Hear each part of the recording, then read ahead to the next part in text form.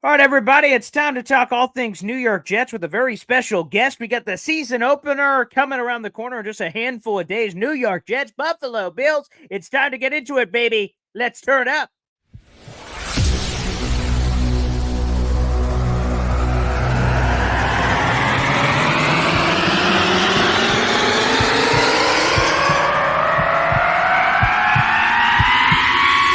Zoinks! It is unequivocally the Super Bowl for New York Jet fans. Field Yates, baby. Field gosh darn Yates. Let's bring him on the show. Come on, people. Connor Rogers is joining the show. What's up, Connor? But Trevor gosh darn Sycamore, baby. For me, personally, my favorite New York Jet of all time. Wow, it's great to be on. What an intro that was right there. Paul, nobody does an intro like you, man. Paul, you give the best intro of literally any podcast that I've ever been. I'm gonna lose my gosh darn bananas.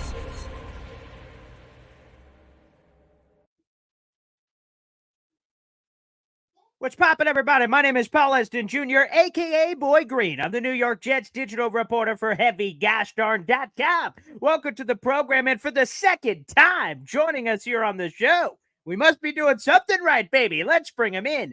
Thomas gosh darn Morstead, the New York Jets punter, and he's here on the program. Thomas, what's poppin', baby? How are we? Doing great. How about you? I'm fired up, Thomas. I'm going to be honest. I can tell. I can feel it. I'm fired up for multiple reasons. Here it is. Let me throw this on the screen. I need you to walk me through this because you threw this up on the social media. Okay. Let's throw this up. This is beautiful because I'm going to be honest. You're a better man than me as we see this on the screen here. Okay. I ran into one of these at the New York State Fair. We're here in New York, and I saw it and said, I will watch other people attempt this challenge. But Thomas, you saw this challenge here that people are watching on the screen here, and I'll throw it up so they can watch a little bit of the video of you holding yourself up pull-up style for over 2 minutes. I mean, Thomas, walk me through this. What happened? You saw this and you went, yeah, baby, I'm a competitor. We're doing this thing. Like, what happened here? Walk us through. Yeah, we had a few days off this weekend and took the kids over to Kalahari Resort in the Poconos area, just over the Jersey-Pennsylvania state line, and just wanted to make the weekend about the kids, and we had a great time. Water slides and arcades. That's where this was. And yeah, it was staring at me the whole weekend I was there. I really wanted to try it. And it said if you made it to over the 215 mark, that you would, you'd win $100 in arcade credits. And I thought, that'd be about like as legendary thing a dad could do for their kids is win them $100 in tokens. So anyways, I gave it a shot. Watched a few other people try and fail, and got my strategy together and was able to get it done. Let me ask you, Thomas, have you done this sort of thing before? Have you ever attempted this? No, but I'm kind of a little bit of a gym rat, and pull-ups are kind of my thing. So I thought, maybe I'd have a chance at it, and I knew I would do something respectable, but I didn't know if I could. These carnival games can be a little tricky, so I wasn't certain that I would get it done, but I was excited to give it a shot. And let me make this clear. In your caption, you said that that bar was pretty greased up. So there were some extracurricular activities happening there. Is that right? Yeah, when they lowered the bar, there was two things that made it tricky. Number one, it definitely felt like it was greased up, and so I got my shirt, and you don't see it in the video, but when they lowered it down for me, I kind of got my shirt, lifted it up there, and tried to wipe it clean, which helped a little bit. And then the second thing I did, which you could argue is cheating. I didn't hold my hands in the same direction. I had one overhand grip, one under, so that it was a free rotating bar. It wasn't a static bar. So by having a kind of a one grip one way and one the other way, they kind of balanced each other out to where I wasn't having an issue with that. So. And Thomas, you said you're a pull-up guy. Like that's kind of your thing. I don't know if you have records off the top of your head, but how many pull-ups do you think you could do? If right now we just walked over to the pull-up bar, how many is Thomas pounding out here? I don't know. I haven't like peaked myself out before. Not on a single set, but I mean, I can hit a set of three with 140 pounds hanging on me. Wow. I did a set of 8 yesterday with 70 pounds off of me, so I feel pretty proficient in it, and yeah, it's just I've always enjoyed doing pull-ups, so yeah. All right. Again, I haven't gotten to that level, Thomas. You said it's almost even worth more than the arcane coins. Obviously, at the end of the video that people can see on social media, your kids come running to you like at the end of a football game or something that you had just won. So my daughter is just a year and a half, so I haven't had any of these moments yet. But I'm taking notes. I saw what you did, and I'm like, okay, I just need to get brownie points with the kids, do kind of things that would impress them, which kind of quells that same thing for me of like some level of sense of achievement. So I've been taking notes, Thomas. I just want you to know that. No, I think it's good, and it's not. That was kind of a glorious thing to do in front of your kids, So it's not. It doesn't always end up like that, right? But I think the more important thing is trying new things in front of your kids and being vulnerable. And sometimes you may screw up or you may look, kind of pathetic, and that's okay too. It's getting them an energy of not being afraid to fail is kind of my big thing. Well, I love that. Again, we're speaking with Thomas Morstead here, the New York Jets punter here on the program. And Thomas, I could have you on for any reason, but I'm going to be honest. One of the reasons I set this up is the initial 53-man roster comes out, and you're not on it. Jet fans were freaking out on social media, and I freaked out for a second. Then I said, wait a second. Take a step back. I said, wow, Thomas Morstead just did an incredibly selfless thing with what he did. And, not to get into all the particulars, because obviously the rules of the NFL, but for our viewers that may not, the vested veteran versus non-vested veteran thing and players potentially having to go through waivers, by you being on the axe temporarily to come back, that allowed the Jets some wiggle room to make a lot of, formality NFL roster moves. If you didn't do that, there was a chance the Jets could have lost a young guy they really like. Yeah, I mean, I'm not going to comment on what their intentions were because I don't want to get anybody in trouble. But I was fairly confident that I was going to get signed back, and there's all sorts of rigmarole that goes on. Basically the intent behind the rule is if you have a kid that's is not vested in the league, so he's 3 years or less, and they'd like to, maybe he's hurt, but they don't want to lose him for the year. If they don't keep him on the roster, they have to waive him injured, and another team can claim him, and that's not a good deal. But if teams were allowed to do that all the time, then every team would IR 10 rookies every year, hoping to hold their rights for another year, and it's kind of to stop that happening too. So, yeah, I think there's definitely an advantage to being a vested guy and being somebody that the team trusts, and I won't say any more about it.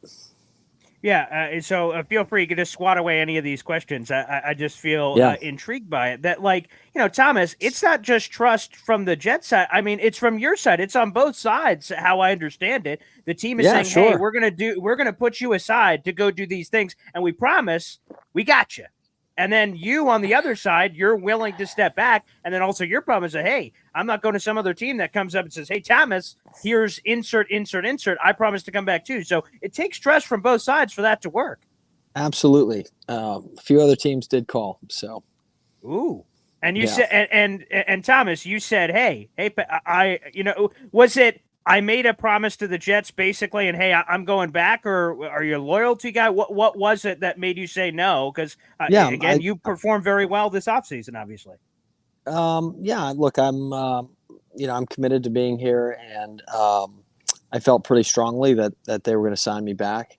And like I said, I won't comment anymore on it because I don't want to get anybody. I don't know what I could or couldn't say that could get anybody in trouble. So I'm just glad to be here. Okay, I will ask one more question again. Feel free to swat it away, but I'm just curious. When did the Jets approach you about potentially doing this? Because, again, when you were initially cut, again, Jet fans are freaking out, and I took a step back and said, holy crap. I mean, man, that's incredibly smart by both sides, potentially, again, to put the Jets in a good position. When did they approach you about this? At what point in this offseason? Yeah, it was not like a, you know, a long heads up on it. It was, they just told me that's what they were going to do. And, that's what they did. So, Okay. Yeah. Again, feel free to just not answer any of these. It's okay. And from your side, I would imagine that, and again, I'm trying to get in the mind of an NFL player. Okay. I looked down at my dad bod and I realized that is never going to happen. So I'm vicariously living through you here. But some people just don't want to be cut. So like, how open were you to doing this? Because it helps out the team. But obviously, there's also the chance that the Jets or any team for that matter wouldn't live up to their word on the other side as well, obviously. So there's a level of risk. yeah, look, life's risky. So, like I said, they're not going to comment on any sort of communication that the team had with me Of or course. not. I got cut and I signed back, and I'm glad to be here. And I got to just say, I love your social media action, Thomas. Some people have people that do these kind of things. I can feel in every tweet that you ever do that it's you. And I just got to say, Jet fans loved both the immediate Aaron Rodgers relax and then the follow up, I'm not going anywhere, baby. And Jet fans lost their minds. So there seems to be a really great connection between you and the fans. Well, I appreciate it. Hopefully that continues because of, consistent, solid play. It is fun to it's a unique way of connecting with people. This social media age, and everybody uses it a different way. But I think fans, appreciate and like seeing kind of, regular people, or at least see that guys are just regular people, and getting to know them. And it's a cool thing if you use it in the right way.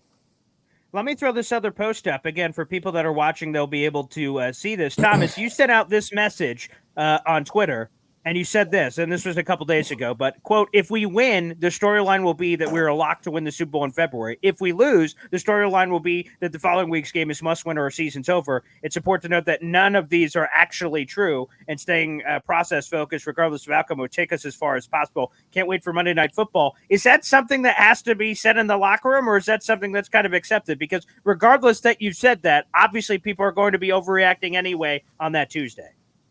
Yeah, that wasn't so much to my two fans. That was more of a, of a new age way of communicating with younger teammates. I know that guys follow each other and see what they're posting and what they're up to, and I think it's instead of lecturing a young player on what's to come and getting too far out in front, it's just understanding that there's kind of two ways that this goes on Monday, win or loss, and the stories that'll come from that, and just being prepared for what comes, the landslide of either carnival or crisis that comes from the fans and media in particular. It's good to know that that's coming one way or the other. You're going to be fed a bunch of bullshit, and it's at the end of the day, none of it matters. And whether we win or lose, we've got to be focused on our process. And if everybody just keeps their feet on the ground the whole season, doesn't get too high, doesn't get too low, and just constantly recalibrates and goes back and attacks another week again and does it again and then does it again, if you can just keep doing that and stacking them up, having that process will get to the best results over time and give yourself the best chance to do what we want to do. Thomas, have you thought about what Monday Night Football is going to be like? September 11th, Aaron Rodgers, of course, opening game, the Jets opening game of the season against an amazing opponent in the Buffalo Bills. Have you taken your mind to that place? Sure, I have. You've got to, I think you've got to, there's so many bits and pieces to this game that are glorified and sold as what's important. And I don't know. I just think you have to kind of remind yourself of being a kid and what would get you excited about being on national TV in front of the whole country on 9/11, two New York teams playing in New York, to kick off an NFL season.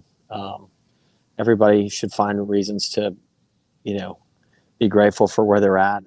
And so I think absolutely we've been thinking about this for a long period of time, and it's very exciting.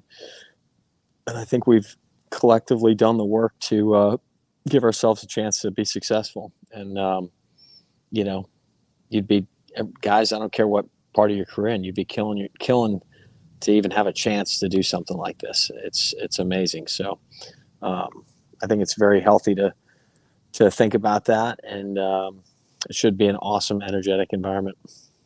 All right, a couple of quick points before we get you out of here. First off, I'm self-proclaimed the most optimistic Jets fan on the planet, and I feel so confident that earlier today on Sports Talk Radio, our Buffalo Bills intern, he bet me live on air, if the Jets win, he will dye his hair pink. If the Bills win, I have to dye my hair pink. And I've never dyed my hair in my life, Thomas, so all my eggs are in the proverbial basket, baby, of the Jets winning week 1. Yeah. I like it. I'm not a don't put all your eggs in one basket. You hear that? I don't believe in that. I'm a big go all in mentality. So I respect that. Okay. Thank you, Thomas, for that. And lastly, Hard Knocks. Did you love your feature of being in there, baby? You got a lot of buzz on social media. I tell you what, I tried to avoid it, and they came to me and said, "Hey, you're going to be on Hard Knocks tonight." I said, "Why? I haven't interviewed. I've done anything." And they were like, "Well, some guys who were mic'd up during the game took notice of your post field goal extra point, work, and we've got enough content to run a little piece on it." So, all right, well, here we go. So I actually watched that episode to see what was coming, but I thought they did a good job with it, and I was like, God, people are going to just think I'm doing this to get on TV, and it's like I've been doing this for years, and anyways, it's all good. Yeah. Okay, well, amazing. I'm glad you enjoyed that part, Thomas. I always appreciate you taking the time to hop on here. Good luck this season. Jet fan freaking love you, baby. Hopefully we're not seeing a lot of you. That means a lot more touchdowns and things of that nature. But we know if you have to go on the field, you're one of the best in the gosh darn business, baby. So, Thomas, we love it. All right, appreciate it. Thanks for having me on. There he is, Thomas Morstead, New York Jets punter. Thanks, everybody, for tuning in, and we'll see you next time.